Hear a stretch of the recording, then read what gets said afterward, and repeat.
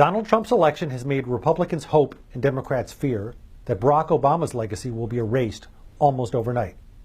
That's not going to happen.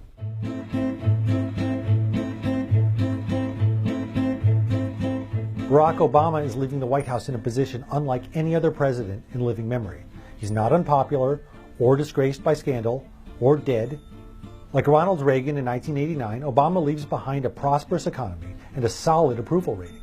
But unlike Reagan, who also recovered from a major second-term scandal and was very old, he faces a successor who not only opposes his policies, but actually spent a considerable amount of time claiming Obama was ineligible to be president at all.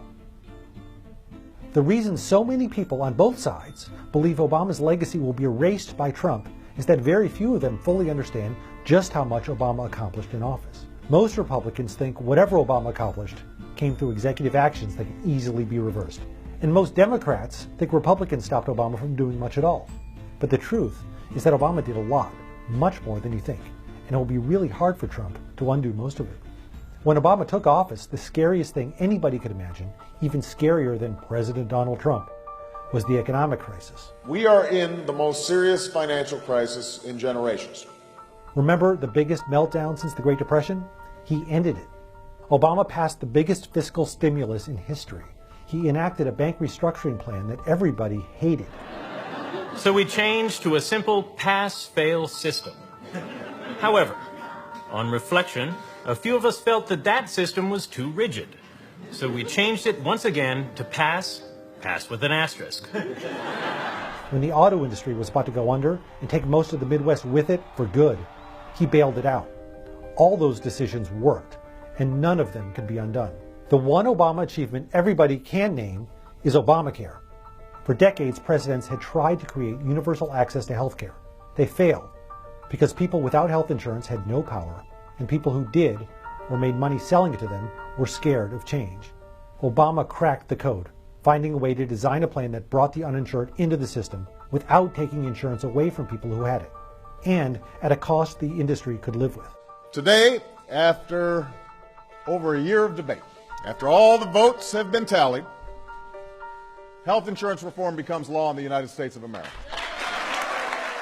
Republicans may want to unravel Obamacare, but they already realize unreforming the system will be really hard, for the same reason reforming it was hard. Repealing Obamacare will take away insurance from millions of people and cost billions to insurers, doctors, and hospitals.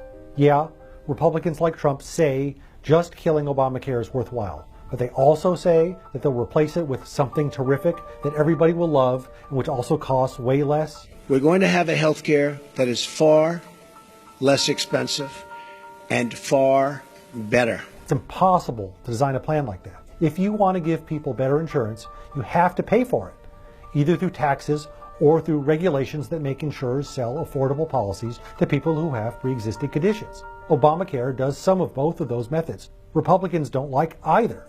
The long-promised terrific Republican plan will never arrive. It's just math. So maybe they'll end up tinkering with the law and calling it repeal and replace, or putting off repealing it far into the future. Or maybe they really will blow it all up, in which case they'll face a gigantic backlash. Whatever happens, the point is, the world is never going back to what it was before Obamacare, when the system just ignored people who couldn't get health care. And then there's climate change, which might be Obama's most important legacy. When he signed the stimulus in his first months in office, Americans were freaking out about the economic crisis. Few people noticed that the stimulus also included $90 billion in green energy subsidies. But that mattered a lot. 8 years later, the price of technologies like solar panels, wind turbines, and even solar-powered utility plants have come down by 50%, 75%. Within a few years, electric cars will be rolling out that cost no more than gasoline-powered ones.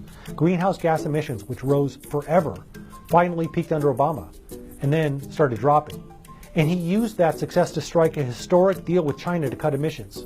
That deal became a springboard for the first international climate change agreement in the history of the world. This agreement sends a powerful signal that the world is firmly committed to a low-carbon future. And that has the potential to unleash investment and innovation in clean energy at a scale we have never seen before. Yeah, Trump said he'll pull out of that deal. But the rest of the world doesn't want to stop fighting climate change. And he can't bring back coal when it keeps getting priced out of the market. Trump might slow down the pace of the green energy revolution, but he won't roll it back or stop it. And there's so much else Obama did that is barely remembered. The Dodd-Frank law transformed the financial industry and made it much less risky. And Republicans know they don't have anywhere close to the 60 votes they need to get rid of it. Race to the Top unleashed the most important public education reforms in decades at the state level. And that isn't going away either. Republicans might not like Obama's tax cuts for low-income families, but Trump isn't going to want to jack up taxes on a bunch of people who voted for him. There's a common theme in many of these changes Obama brought about. Most of them aren't well known or understood, but they're working. People depend on them, and they will be hard to undo. And Republicans haven't come up with better ideas.